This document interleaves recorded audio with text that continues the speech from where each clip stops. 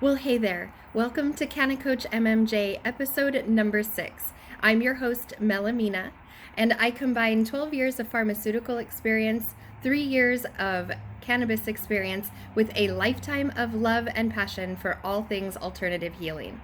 I do so that I can bring you everything that you need to know about medical cannabis. Today is the Halloween episode. Happy Halloween, everyone. I wanted to talk about edibles, so let's dive in. Okay, edibles can be a little tricky. Obviously, edibles have been around for a very long time, especially in the recreational world, but they also have some medical cannabis use as well. Edibles have come a long way. Before regulations, edibles were very, how shall I say, unpredictable, and they still kind of can be. Prior to the regulations being put in place, it was very common for edibles to be non-homogeneous, meaning you would just kind of mix it up with your hand and there was no telling where the actual cannabis was in the product. So you might have a bite of a cookie that has maybe 10 grams in it, 10 milligrams in it. I hope it doesn't have 10 grams. Woo, that would be a lot. That has maybe 10 milligrams in it, and then maybe you take another bite and it only has like 1 milligram in it. So now with homogenization, there are techniques that companies can use to make sure that the product is the same throughout the entire product. So whether you have, the left hand corner or the right hand corner, you're still going to get the same amount of cannabis in each bite. That said, most people who make their stuff at home don't have homogenizers, so you still run into that problem of having different amounts in different bites. Another thing to kind of be cautious of when you're using edibles is it does take a little while for it to kick in.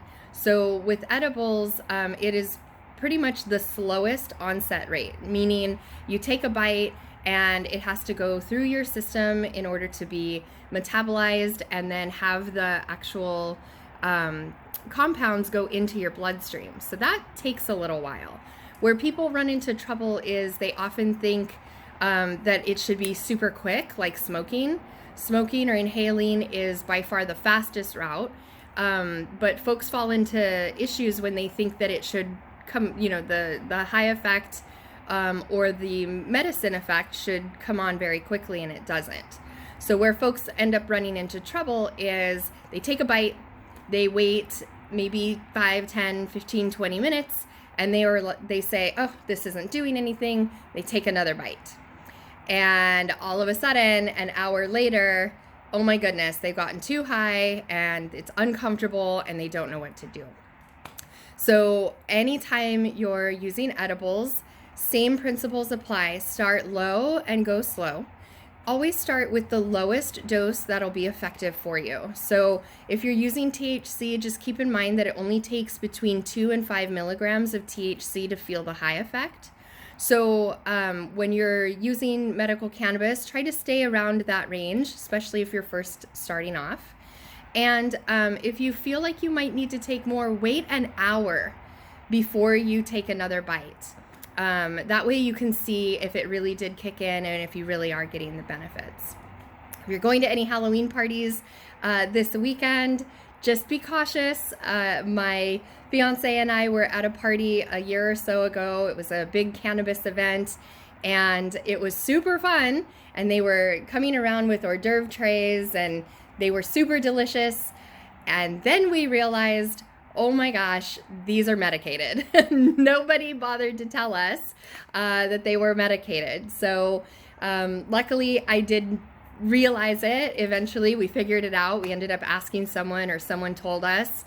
And I knew the window. I could figure out that, okay, we had these delicious, I think they were shrimp cracker hors d'oeuvres or something. They were amazing. And I could do the math and say, okay, we had it about 20 minutes ago, so we've got maybe, somewhere between another 20 and 40 minutes before this really hits us. We better plan our night accordingly and get the heck out of here before we get too high and can't drive home. So that's exactly what we did. I think we stayed another like 20, maybe 30 minutes or so. And then by the time we got close to home, we were ravenous and we stopped for a bite to eat, and then we got home and just chilled the rest of the night away. So what happens if you get too high, if you do end up taking too many bites of that cookie or that brownie or whatever it is?